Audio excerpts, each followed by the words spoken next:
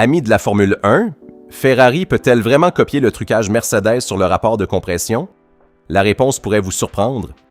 La FIA a introduit de nouveaux tests à partir de juin 2026 pour vérifier la limite également à chaud, éliminant toute zone grise technique. En attendant, Ferrari est la seule équipe capable de tenir tête à Mercedes lors des premières courses, avec des départs fulgurants, mais un déficit de power unit estimé entre 4 et 5 dixièmes par tour. La duo pourrait être la clé pour combler l'écart, mais ce n'est pas aussi simple qu'il y paraît. Si vous ne voulez manquer aucune mise à jour sur Ferrari et la Formule 1, laissez un like et abonnez-vous. Cela dit, commençons immédiatement l'analyse.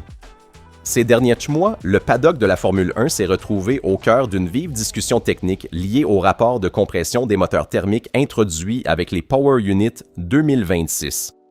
Le règlement technique prévoit que le rapport de compression géométrique du moteur thermique ne puisse pas dépasser 16:1 pendant toutes les phases d'une course et du week-end. Cependant, certaines équipes ont contesté que Mercedes, et dans une moindre mesure Red Bull Powertrains, auraient trouvé une interprétation réglementaire permettant de respecter la limite à froid, mais d'obtenir des valeurs supérieures dans les conditions réelles d'utilisation en exploitant la dilatation thermique des composants du moteur.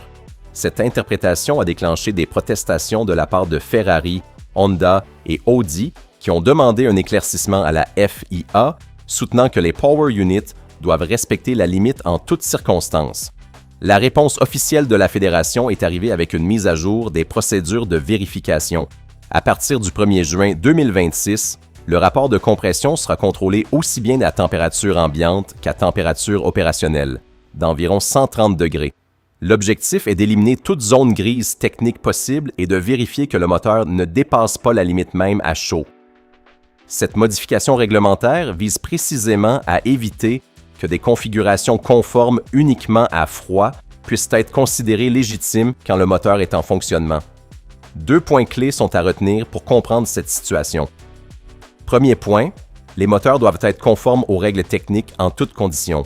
La limite de 16:1 n'est plus mesurée seulement à froid, mais aussi à chaud, conformément aux nouveaux tests de la FIA à partir de juin 2026.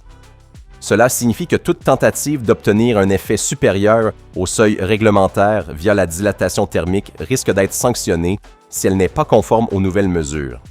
Deuxième point, toute modification substantielle de la Power Unit requiert l'approbation de la FIA.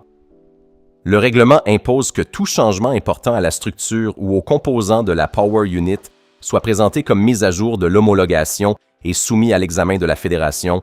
Il ne peut pas être réalisé arbitrairement via la duo. Cela rend extrêmement complexe, voire pratiquement impossible, que Ferrari puisse introduire des solutions significatives similaires à celles qui ont fait l'objet du débat technique autour de Mercedes, sans d'abord obtenir une approbation et passer les nouveaux tests de la FIA. Le différent technique du début de saison et la mise à jour des procédures de vérification montrent que la FIA cherche à clarifier définitivement les règles pour éviter les zones grises. La saison 2026 s'est ouverte avec des signaux encourageants pour la Scuderia Ferrari, capable d'impressionner dès les tests au Bahreïn grâce à des départs extrêmement efficaces.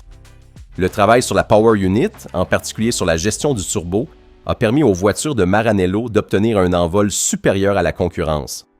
Même avec l'introduction de la fenêtre de 5 secondes avant le départ pour réduire le turbo-lag, Ferrari et les équipes clientes restent les plus rapides à l'extinction des feux. Cet avantage s'est souvent traduit par la tête de course dans les premiers petits tours, indépendamment de la position sur la grille de départ. Cependant, maintenir cette tête de course s'est révélé bien plus complexe. Ferrari était la seule équipe à avoir montré une véritable capacité de résistance lors des premières courses, tandis que McLaren paie des problèmes de fiabilité et que Red Bull est encore en phase d'adaptation à la nouvelle Power Unit. Malgré tout, l'écart avec Mercedes reste évident, surtout sur le rythme de course et dans les vitesses de pointe, où Mercedes domine de façon nette. Selon Charles Leclerc, le principal point faible de la SF26 est précisément la Power Unit, avec un déficit estimé entre 4 et 5 dixièmes par tour par rapport à Mercedes. Le choix d'adopter un turbo plus compact a garanti des avantages en accélération et dans les phases initiales, mais pénalise le rendement au haut régime. Des turbines plus grandes comme celles utilisées par Mercedes assurent en effet une meilleure efficience volumétrique et une puissance maximale supérieure.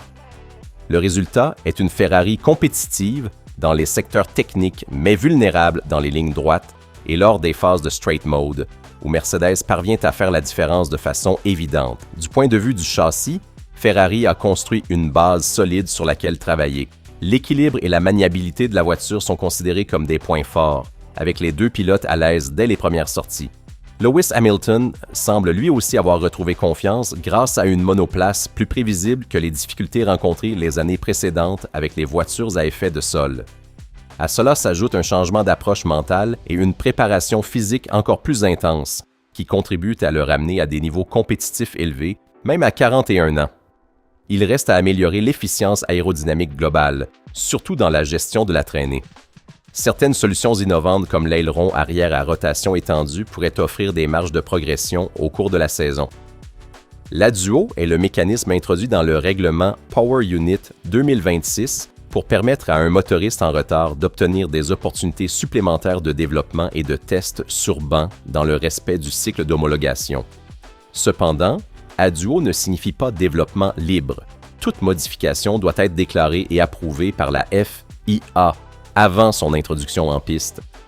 Les mises à jour admises via l'Adduo concernent typiquement le carburant et l'huile moteur avec des spécifications approuvées, des optimisations de gestion électronique logicielle et des mappings, et de petits ajustements structurels ou de matériaux via des amendements au dossier d'homologation. Si Ferrari devait rentrer dans le seuil de déficit prévu, elle pourrait bénéficier de mises à jour supplémentaires pour combler l'écart avec Mercedes. Ferrari a déjà démontré par le passé sa capacité à récupérer du terrain en cours de saison, comme en 2024 quand elle a failli décrocher le titre constructeur. Le défi sera double: améliorer la Power Unit sans compromettre les points forts actuels et maintenir un rythme de développement constant dans un contexte hautement compétitif. Reste l'inconnu lié au délai des contrôles de la FIA et aux stratégies des adversaires. La Scuderia Ferrari dispose enfin d'une base technique solide sur laquelle construire une saison en tant que protagoniste. L'écart avec Mercedes est significatif mais pas insurmontable, surtout en tenant compte des marges de développement encore disponibles et des mécanismes réglementaires introduits.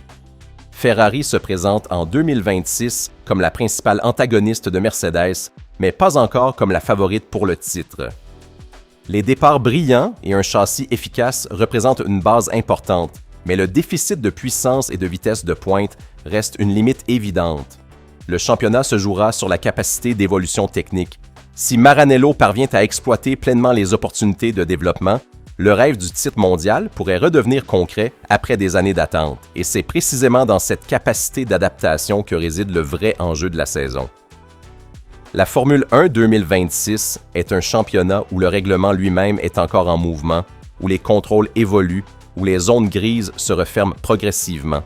Ceux qui sauront s'adapter plus vite, qui auront anticipé ces changements plutôt que de les subir, auront un avantage décisif. Ferrari, avec ses tests intensifs pendant la pause, son package amélioré pour Miami et la perspective de l'Adduo, semble avoir compris que la patience et la méthode sont les meilleures armes dans cette course. Mercedes a du plomb dans l'aile depuis juin, et Maranello compte bien être là pour en profiter. La course ne fait que commencer.